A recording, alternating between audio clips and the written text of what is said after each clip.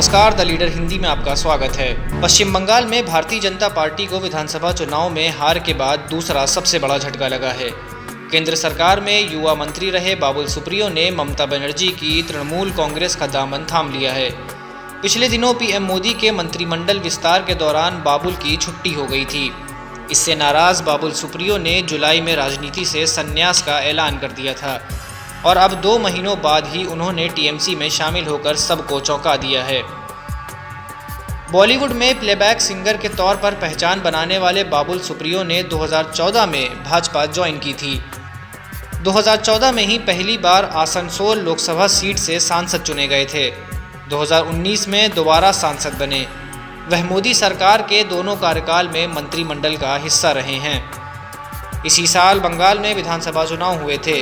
भाजपा पूरी दमखम के साथ मैदान में उतरी थी, इस ऐलान के साथ कि बंगाल में पूर्ण बहुमत की सरकार बनाएंगे, लेकिन ममता बनर्जी के नेतृत्व वाली तृणमूल कांग्रेस से उसे हार का सामना करना पड़ा था। विधानसभा चुनाव से पहले बंगाल में भाजपा के वादों पर भरोसा करते हुए टीएमसी के कई गद्दावर नेताओं ने ममता का हाथ छोड़ दिया था, लेकिन चुनाव के बाद से भाजपा के विधायक और नेता पार्टी छोड़कर टीएमसी में शामिल हो रहे हैं। ये सिलसिला लगातार जारी है। इसमें डेरेक ओब्रायन, जो कि टीएमसी छोड़कर भाजपा में चले गए थे, वह भी शामिल हैं। अब दोबारा उन्होंने ममता बनर्जी का हाथ थाम लिया है। इस कड़ी में बाबुल का नाम भी जुड़ गया है। मुख्यमंत्री ममता बनर्जी के भतीजे और सांसद अभिषेक बनर्जी ने बाबुल सुप्रियो को पार्टी की प्राथमिक सदस्यता दिलाई। बाबुल सुप्रियो के टीएमसी में आने के कदम ने बंगाल की सियासत में हलचल पैदा कर दी है।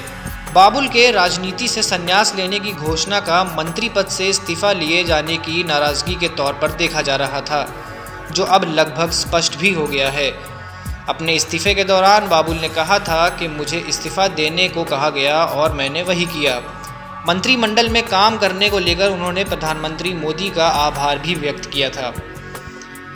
मंत्री रहते हुए बाबुल सुप्रियो पहली बार 2016 में चर्चा में आए थे, जब उन्होंने एयर होस्टेस रचना शर्मा से इश्क का इजहार करते हुए विवाह रचाया था।